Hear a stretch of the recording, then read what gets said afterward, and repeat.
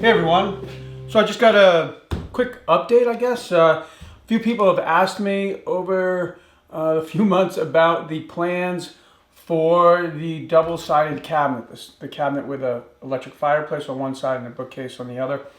I finally finished those plans and they're going to go up on my website in probably 2 or 3 weeks, because what I'm doing is taking my plans and I'm giving them to Brian Benham, and he's going to turn them into professional SketchUp plans. So it'll be exploded drawings, material list, just very professional. So that's pretty exciting. I'm doing that with Touchstone Home Products, who was the sponsor of that project. And when the plans are finished, I'm definitely going to post them on they'll be free, they'll be on my website. But also I'm probably going to post a fast forward video of that project, because the project video didn't do very well. It stopped, it kind of petered out at about 23,000 or 24,000. And I think that's probably because it's a very specific project, having a fireplace on one side and a bookcase on the other. Also is a very long video, probably almost 20 minutes. I thought it was a really good video. It was full of a lot of useful woodworking tips. But so anyway, when I get the plans, I'll probably make a quick video where I flip through the plans, maybe in fast forward, and then the video will be kind of a 3 or 4 minute fast forward of the project with no talking, just kind of having the thing get done. And hopefully that will give the original video a little more energy, and hopefully a few more people will check it out and maybe want to build that cabinet. So that is something I wanted to answer, because a few people have asked me about the plans, including just recently on my Patreon. So that's one thing I wanted to talk about. Another thing that I'm working on, I've talked about the fact that I have land up in Vermont, up in central Vermont, and I'd love to eventually build a house on the property, but that seems just like a lot. But what I'm thinking now is maybe I'll build kind of an off-the-grid, kind of a camp, kind of a shed. Maybe it's something I can work with Briggs & Stratton to do.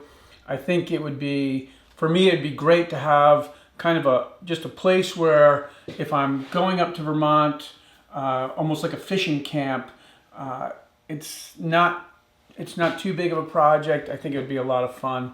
So that's something I'm working on, and it's kind of cool. Once you kind of put the idea on the board and you start working towards it, and you start thinking who would be interested in working with me on this as far as sponsors are concerned, possibly working with it to be,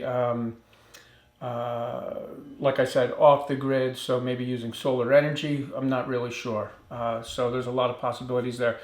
That's something that I'm going to try to do at the end of May if everything works out.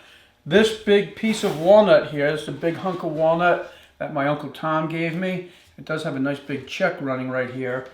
But this is something that I will probably start out with the chainsaw and then switch over to the Arbortech power plane and see if I can turn this into, I'd like to make some kind of a usable sculpture, like a bowl. So a sculpture inspired bowl. And it's definitely got some punky wood on the outside, but the inside looks pretty nice. And I'm going to do something with that. That'll be a fun video where I probably won't talk. It might all be in stop action, if that's what that's called. But you know what I mean, where it's just really fast.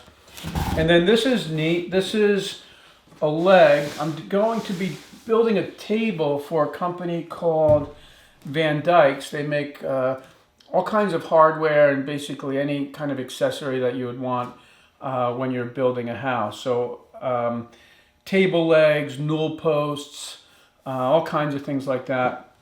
And I mean, I like that. This is made out of red oak. It's made here in America. It's a really solid leg. And so what I'll be making when I make this project is the apron, and then just assembling it, and then making the tabletop. But I think that this is a good alternative to making your own legs, because it's just, I mean, this is a ton of work in this leg. I I kind of go that route. I'm not, as I've talked about before, when I buy my lumber, I usually buy lumber that's S4S.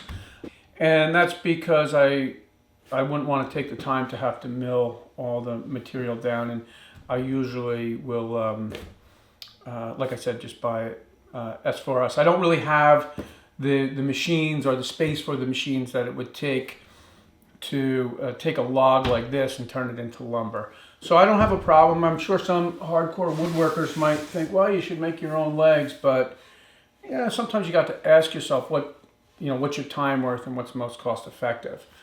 So that's what's going on there. I will be posting the fish cleaning table.